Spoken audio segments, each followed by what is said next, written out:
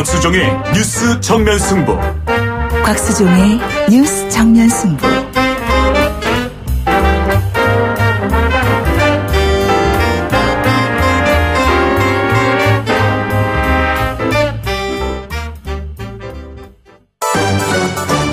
김작이 묻고 곽박이 경제로 답한다.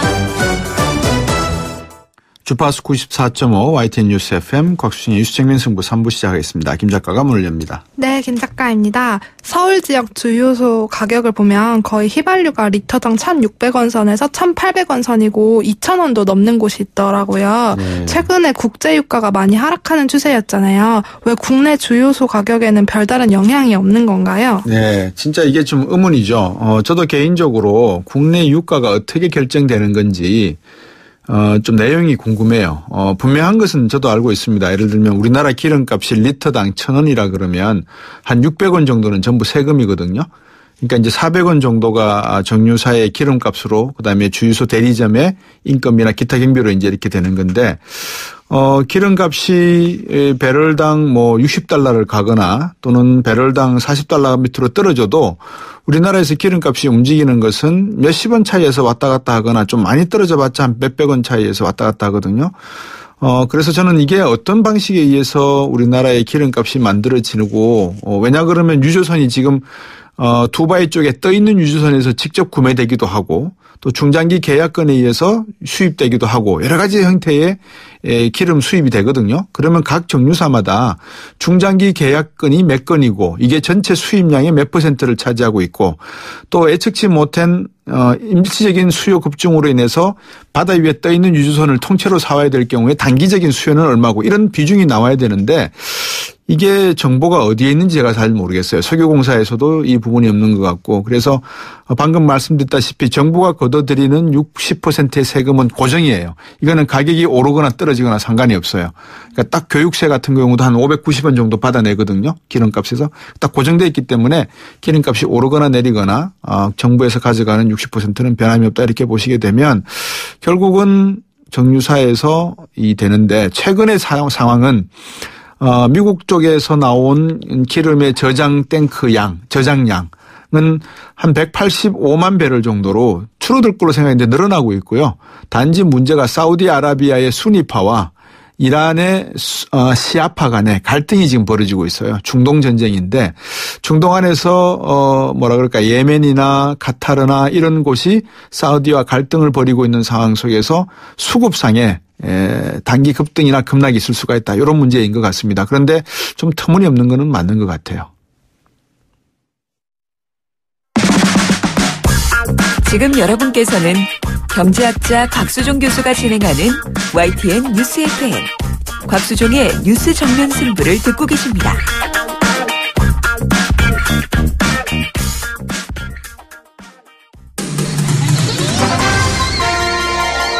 정면 스포츠.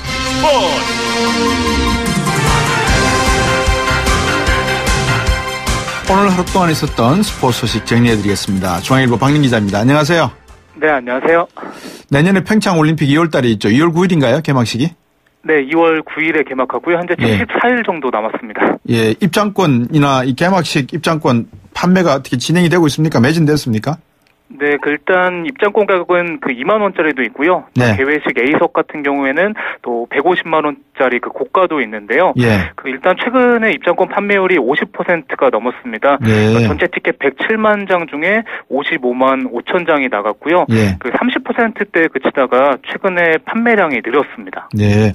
아니 이 개회식 A석이 150만 원이라고 하고 남자 아이스하키 결승 A석이 90만 원이라는 거는 안표 가격이 아니라 일반 판매 가격이라는 말씀이죠? 네, 맞습니다. 국제올림픽위원회와 협의를 거쳐서 책정한 가격이고요. 네. 일단은 소치올림픽 같은 경우에도 180만 원짜리 티켓이 있었고요. 네. 비슷한 수준이고 2만 원짜리도 있고 10만 원짜리도 있고요. 그 가격은 종목에 따라서 또 다양합니다. 네. 입장권 판매 관련해서 조금 기술적으로 좀 부족했던 부분이 있었습니까?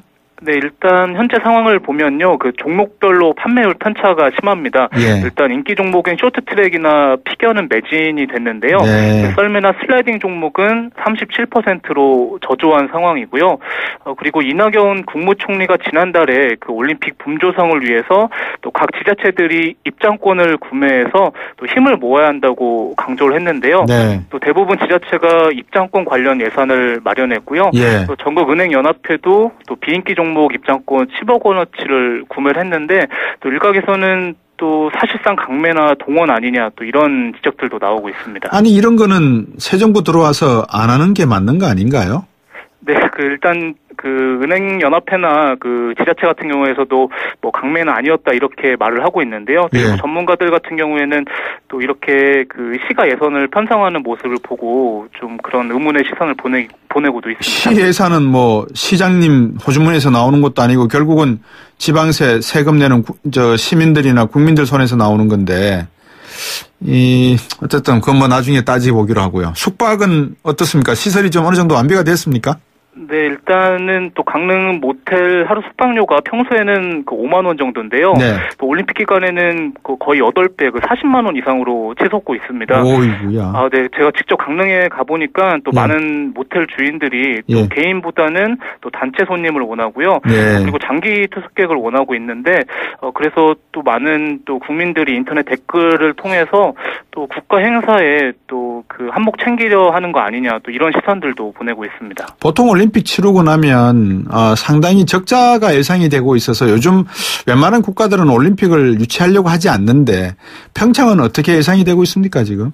네, 말씀하신 대로 사실 최근 국제적인 추세가 또 올림픽이 뭐 돈 먹는 하마가 되는 거 아니냐 또 이런 지적들도 네. 나오고 있고요. 예. 일단 평창 같은 경우는 3수 끝에 올림픽을 유치를 했는데 네. 일단 전문가들은 적자가 좀 이루어질 것으로 좀 내다보고 있는데 일단 우리나라가 또 어떻게 대회를 치르냐에 따라서 좀 결과는 달라질 것 같습니다. 예.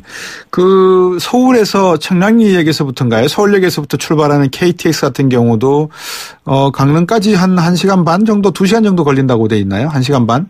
네, 맞습니다. 그래서 일단 서울에서 강릉행 KTX가 다음 달에 개통되는데요. 예. 편도로 1시간 50분이 걸리고요. 예. 그래서 이렇게 또 숙박비가 오르고 있으니까 네. 또 당일치기를 계획하는 분들도 있고. 그러니까요. 일단 좀 이런 바가지 요금과 관련해서 또 강릉시도 또 다음 달부터 특별 단속팀을 운영할 계획이라고 합니다. 차라리 지금 KTX도 미리 예매해 넣으셔야 되겠습니다. 그죠? 네, 아직 개통이 되지 않은 상황이라서요. 좀 미리 계획을 세우실 분 같은 경우에는 네. 일찍 예매를 하는 것도 좋은 방법일 것 같습니다.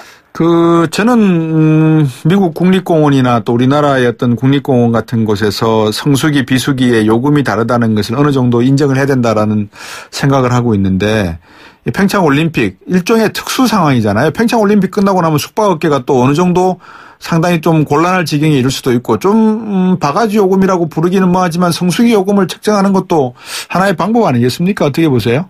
네, 일단은 외국 같은 경우도 저도 올림픽을 나가보면 예. 30만 원 이상 하는 경우도 있고요. 네. 하지만 또 강릉 같은 경우는 지금 극성수기 요금보다 2-3배가 더 비싸서 네. 인터넷 사이트에서는 또 무려 90만 원 이상까지 올라온 곳도 있어서 네. 일단 정부도 나서서 좀 이 금액을 잡을 필요도 있고 또 예. 숙박업자들도 좀 이번에는 좀 더 이렇게 국제적인 행사인 그렇구나. 만큼 좀 조정도 필요한 부분은 있을 것 같습니다. 박병호 선수가 왜 70억 포기하고 돌아왔습니까? 네, 박병호 선수가 미네소타와 계약을 해지하고 연봉 15억 원의 넥센과 2018년 계약을 맺었는데요. 네. 최근 2시즌간 타율 1할 9푼 1, 2에 그치면서 다소 부진을 했고요. 예. 원래 2020년까지 남았다면 예. 보장 연봉을 포함해서 또 70억 원을 받을 수 있는데 예. 일단 본인이 좀 뛰고 싶다는 의지가 강해서 이번에 국내 복귀를 결정했습니다. 그렇군요. 하여튼 건강 잘 유지했으면 좋겠습니다. 고맙습니다. 오늘 말씀 잘 들었습니다. 네, 감사합니다. 예, 지금까지 중앙일보 박린 기자였습니다. 곽수종의 뉴스 정면 승부. 방송 들으시고 의견 있으신 분들은 지금 바로 샵 0945, 샵 0945.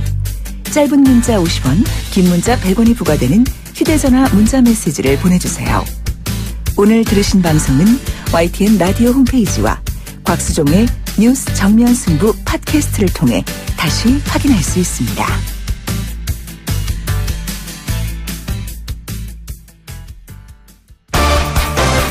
정면 승부, 팩트 진검 승부, 트루맨.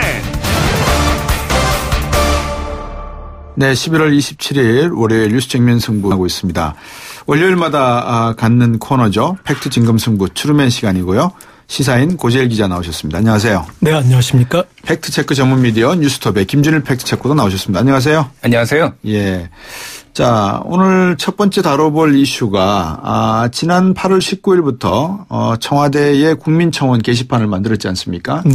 그래서 이제 대통령께서 직접 민주주의를 시행하시겠다 그런 행동에 나셨고 실천에 나신 건데 운영 3개월이 되고 있는 지금 현재 여러 가지 청원들이 몰려들고 있는 것 같아요. 뭐 이국정 교수의 문제라든지.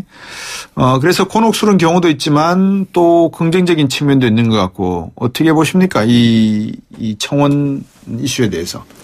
저는 일단 곤혹스러운 측면은 아직까지 제가 봤을 때는 없는 것 같습니다. 네. 네. 그러니까 무슨 얘기냐면 이 청원이 이루어진다고 해서 그건 청원일 뿐이지 청와대가 반드시 그 청원대로 구현하는 건 아니거든요. 네. 네. 첫 번째 이렇게 청원 20만이 넘었던 게 소년법 폐지에 대한 부분이었는데 당시에 정치권에서는 이 초등생 살인 사건 그 가해자들에 대한 처벌이 네. 너무 좀 경미하다 해가지고 국회에서는 너도 나도 이 처벌을 강화하는 그런 입법을 하고 있었는데 네. 오히려 청와대는 이 사안에 대해서 접근할 때 좀 보수적이라 할 정도로 그 소년법의 원래 취지와 그리고 더 중요한 것은 그런 어떤 이 청소년 폭력이나 이런 게 발생하는 학교 폭력이나 이런 부분을 더 신경 써야 된다는 그런 원론적으로 오히려 답변을 했거든요. 네. 그래서 청원은 청원일 뿐이고 정책은 정책이라서 그것을 청와대가 걸러서 보기 때문에 네. 여기에서 얼토당토 않는 청원이 나오는 거는 그거는 별도의 문제인 것 같아요. 그리고 네. 또 이런 경우도 있습니다. 그러니까 인터넷 같은 경우 우리가 초에 좀 우려했던 것이 좀 오보의 확산 속도, 가짜 뉴스나 이런 것들의 확산 속도가 네. 빠르다는 건데 네. 이게 이제 검증을 해보면은 오보의 이 정정 속도도 빠르고 강력합니다. 네. 그래서 이를테면 청와대 국민청원에 국내 위안부를 설치하자라는 그런 주장이 나왔어요. 예. 네. 그런 이제 여기 보면 되게 뭐 남자친구와 할 데이트 비용을 달라는 뭐 그런 것부터 해가지고 좀 예. 얼토당토 않는 게 올라오긴 하는데 그것에 대해서 국내 위안부 재창설하라는 청원자를 처벌하자. 이 청원자가 8만 명이 육박해요. 예. 네, 그러니까 그런 주장은 또 여기서 다수가 또 묵살도 시키고 그런 여러 가지의 역동적인 작업이 나타나기 때문에 네. 여기에서는 지금은 현재로서는 뭐 우려할 지점보다는 예. 국민의 목소리를 이렇게 듣는 장소로 아직 기능을 하고 있다고 볼 수 있을 것 같습니다. 예, 김준일 팩트체크. 예, 일단 뭐 좀 몇 가지 정리를 해야 될 것 같은데요. 이제 네. 일단 이게 이제 직접 민주주의의 강화 조치냐라고 봤을 때 네. 사실은 좀 정확하지는 않은 표현입니다. 왜냐하면 직접 민주주의라는 것은 시민들이 네. 직접적으로 이제 어떤 정치에 네. 직접적으로 어떤 결정권을 행사한다든지 이런 네. 것들인데 이거는 결국은 네. 목소리를 전달하고 네. 결정은 어쨌든 뭐 민심 뭐 여론이니까 네. 어쨌든 수렴은 하겠지만은 결정은 어쨌든 청와대나 정부 당국자가 하는 거잖아요. 네. 그러니까 이거를 직접 민주주의의 한 예로 드는 건 사실은 약간 좀 그 핀트에 어긋난다라고 볼 수 있고요. 다만 네. 굉장히 좀 그 긍정적인 조치라고 봅니다. 왜냐하면은 어쨌든 그 전에 어떤 정부들도 이런 시도를 많이 했거든요. 네. 그런데 사실상 그렇게 완전히 활성화되지는 않았어요. 예를 들면은 참여정부 시절에도 국민참여마당이라는 게 있었고요. 예. 근데 이제 큰 차이가 있다면은 국민참여마당이나 그러니까 백악관에도 사실은 있는 청원 사이트가 있는데요, 미국에. 예. 근데 이제 그 차이가 있다라면은 이제 댓글 기능이 그 전에는 없었습니다. 예. 댓글 기능이 없다라는 거는 이거에 내가 동의를 한다라면은 이제 동의를 눌러서 이제 그 클릭 수 이제 그 동의 수는 올라가지만은 사람들이 어떻게 생각하는지 그런 것들이 이제 잘 드러나지 않았는데요. 네. 이 댓글 기능이 있는 것이 좀 이렇게 명과 암이 있어요, 사실은. 왜냐하면은 지금 청와대 시스템은 동의를 해야지만은 댓글을 달 수가 있습니다. 네. 그러니까 거기에는 그 동의의 여론만 담기게 돼 있어요. 그러니까 사실은 이게 굉장히 이것들이 토론이 활성화되는 그런 시스템이 아니고 예. 이런 동의를 하는 사람들이 이 정도 숫자가 있구나라는 그래서 어떤 공론장을 활성화하는 그런 거보다는 그 어쨌든 이만 많은 사람들이 관심을 갖고 있구나라는 여론의 어떤 지표 흐름을 볼 수 있는 그런 기능이라고 볼 수 있죠. 그래서 사실은 좀 뭐 다른 전문가들이 얘기를 하는 거는 이거를 다른 링크로 통해서 토론을 할 수 있게 장을 만들어 보는 건 어떻느냐라는 이제 제안도 있고 그러거든요. 네, 그래서 이런 것들을 시행착오도 있고 하니까 좀 운영해 보면서 이제 바꿔 나갈 수 있는 아직 여지가 있고요.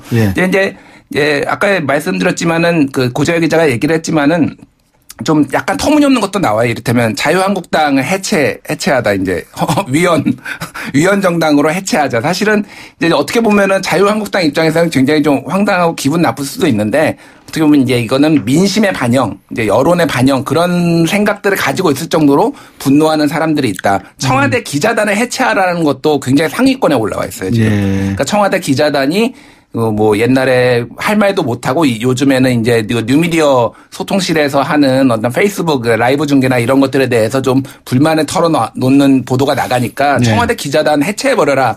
사실상 그거는 뭐 정부가 할 수 있는 건 아니거나 언론 탄압이거든요. 다만 그런 것들이 어떤 식으로 지금 여론이 형성되고 있고 흐름이 있는지에 대해서는 보여줄 수 있는 하나의 지표다라고 이제 분석할 수 있을 것 같습니다. 그 오바마 대통령도 대선 운동을 할 때도 그렇고 당선되고 난 다음에 백악관에다가 이런 청원 사이트를 만들었었거든요, 사실은. 그래서 많은 국민들이 참여해서 오바마 정부에 바라는 어떤 정책 건의도 하고 내용을 하게 했는데 사실은 한 1년도 채 안 돼가지고 흐지부지되고 그냥 이렇게 뭐라 그럴까 우리 속되게 표현하면 뭉개졌다 그럴까요? 큰 효과를 못 본 걸로 제가 기억을 하고 있는데 제 기억은 그렇습니다. 앞에서도 말씀해 주셨습니다만 노무현 정부 때도 참여민주주의를 강조해서 여러 가지 실험도 해봤는데 제일 먼저 뭐라 그럴까요? 문재인 대통령이 당선되시고 난 다음에 청와대 청원 이슈로 나왔던 게 방금 고재열 기자가 말씀해 주신 여러 가지 그 소년법 관계된 내용도 있지만 최초의 법안이 뭐였죠? 청원이 뭐인지 혹시 기억나십니까? 최초 청원이 벌써 5만 개여가지고. 5만 개가 넘어가죠. 하루에 500개씩 올라오고 있습니다. 그러니까 이거를 청원이라는 단어를 썼거든요. 이걸 청원으로 봐야 되는 건지 아까 우리 김준일 팩트체크가 말씀하셨습니다. 그런 것 같습니다. 그러니까 뭐냐면 여론의 양으로 승부라는 거잖아요. 그래서 20만 명이 이제 이렇게 동의를 하면은 그 20만 명의 힘으로 일종의 청원에 해당하는 효과를 바란다라고 이렇게 봐야 될 것 같고 기존의 그런 국민의 여론을 그러면 어떤 식으로 반영을 했느냐? 그러면 그 기존에는 언론이 그걸 자임했거든요. 이게 국민 여론이라고. 그렇죠. 네. 그런데 거기에 그 언론이 그러면 순수하게 국민 여론을 전달했느냐 아니면 어떤 언론의 정파성을 구현하려고 했느냐. 거기에 대해서 저는 약간 좀 의문을 가지고 있고 또 이 국민들은 이렇게 흩어져 있고 이슈에 대해서 집중되지 않았는데 그 이슈에 이해관계가 있는 이익단체 그리고 기업 이런 데는 집중이 돼가지고 오히려 결국은 법이나 이런 거 제정되다 보면 흩어져 있는 다수의 국민의 이해는 반영하지 못하고 소수의 이익단체 그리고 소수의 기업의 이익을 받쳐주는 그런 이제 입법이 돼버렸단 말이죠. 그러니까 여기에 대한 어떤 그 보완제적인 성격을 좀 갖는다라고 봐야 될 것 같습니다. 보완제적인 성격을 말씀해 주셨는데 저희들이 잠시 후에 4부로 돌아와서 좀 더 구체적으로 이 수기민주주의와 국민청원제를 어떻게 놓고 봐야 되는지 하나의 방편인지 아니면 같은 동의어인지 이런 내용부터 한번 말씀을 여쭤보도록 하겠습니다. 4부에서 돌아오겠습니다.